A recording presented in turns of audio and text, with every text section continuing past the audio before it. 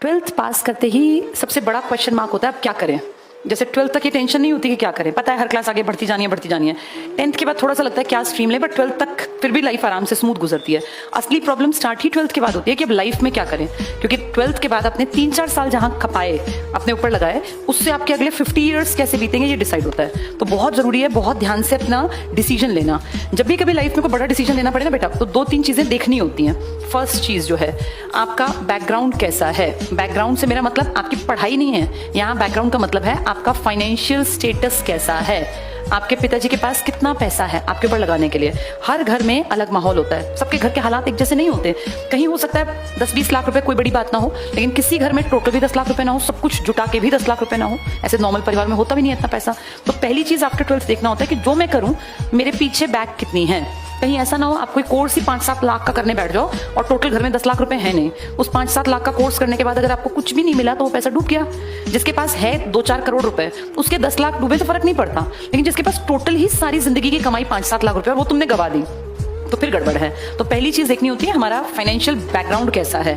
अगर वो स्ट्रांग है तो हम फ्री होकर डिसीजन लें, लेकिन अगर वो कमजोर है तो फिर डिसीजन सोच समझ के लेना चाहिए बेटा। फ्री होकर डिसीजन लेने में कई बार गलतियां हो जाती हैं, सोच समझ के डिसीजन लेने में चांसेस हैं कि आप सही डिसीजन ले पाएं। दूसरी चीज, एक तो ये चीज होती है, दूसरी आप कितनी मेहनत करने को तैयार हैं। अगर आप मेहनत करने को तैयार नहीं हैं तो फिर आप ये मान के चलिए कि सक्सेस नहीं मिलेगी, चाहे आप गवर्नमेंट जॉब की कोशिश करें चाहे आप प्राइवेट सेक्टर में जाएं, क्योंकि हर चीज डिमांड करती है हार्डवर्क, मेहनत की। मेहनत से ही सक्सेस आती है। ये बात 12वीं तक बेशक किसी ने ना बताई हो या बताई हो तुमने अनसुनी की हो, अब इस बात को गांठ से बांध लो। जो मेहनत करेगा वो आगे निकलेगा, सीधा फंडा है बेटा। अब तुम लाइफ में आगे बढ़ गए, अब तक बच्चे थे, 12th तक बच्चा होता है बहुत छोटा, लेकिन अब तुम ना जब आगे निकलोगे तो तुम देखोगे तुम अकेले ही चलना है। अब तक यार दोस्त मौज मस्ती सब चल रहा था, अब लाइफ अकेले है। अकेले चलने वाली लाइफ में एक एक कदम बहुत फूंक फूंक के समझदारी से रखना चाहिए। तो अपनी मेहनत का रास्ता पकड़ना पड़ेगा और ये मेहनत सही दिशा में करनी है। मेहनत तो सब करते हैं, मजदूर किसी भी क्लर्क से ज्यादा मेहनत करता है, किसी भी टीचर से ज्यादा मजदूर मेहनत करता है, लेकिन मजदूर को तो पैसा नहीं मिलता। डॉक्टर से भी ज्यादा मेहनत करता है। हम मेहनत करें प्लस हम सही डायरेक्शन में मेहनत करें, अपनी लाइफ सेट करने की डायरेक्शन में, तो बात बनेगी, वरना बात फिर पीछे रह जाएगी। तो ये कुछ चीजें बेटा ध्यान से समझना। अब सबका फाइनेंशियल स्टेटस अलग अलग है। तुम्हारे फादर कितना कमाते हैं, तुम्हारा बैकग्राउंड कैसा है, ये बहुत बड़ी चीज होती है। 12th तक चाहे इसकी समझ ना हो, लेकिन अब ये मैटर करेगा कि तुम कैसा कोर्स करोगे, क्या करोगे, उसका तुम्हारे घर पे कितना इफेक्ट आएगा और मेहनत कितनी करोगे और कौन सी डायरेक्शन में करोगे। ठीक है, इन चीजों से तुम्हारा भविष्य बनेगा। और अब भविष्य का मतलब बेटा अगले 50 ईयर्स हैं, क्योंकि मैं ये मानती हूँ तुम बैठे हुए लोग 18 से 20, 22, 25 तक के, इससे ज्यादा के बच्चे नहीं होते पढ़ने वाले। 18 से 25, ज्यादा तुम 17 साल के हो 12th पास।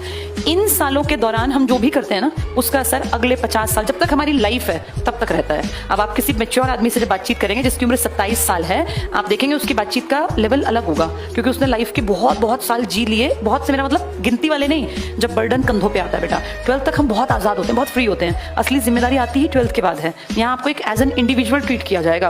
अब आपको अपनी लाइफ सेट करनी है, ताकि जिस दिन आपको ये हो ना लाइफ का लास्ट डे है, उस दिन हम सेटिस्फाइड फील करें कि हमने लाइफ में बहुत कुछ अचीव किया, जितना कैलिबर था उसका पूरा यूज किया और अपनी लाइफ को बहुत अच्छा बनाया। ऐसा ना हो आप रोज मर के जीते रहो कि यार मैंने क्या किया, काश मैं उस टाइम ठीक डिसीजन ले लेती, काश मैं ऐसा ना करता या ऐसा कर लेता। ये काश बहुत दुखी करेगा। लाइफ बहुत लंबी है, अभी तुम बहुत यंग हो, तो अगले 50 साल अच्छे बीते, जितने साल की तुम्हारी लाइफ है, मान लो 70 साल 65 साल, वो सब अच्छा बीते, उसके लिए अब बहुत मेहनत करना।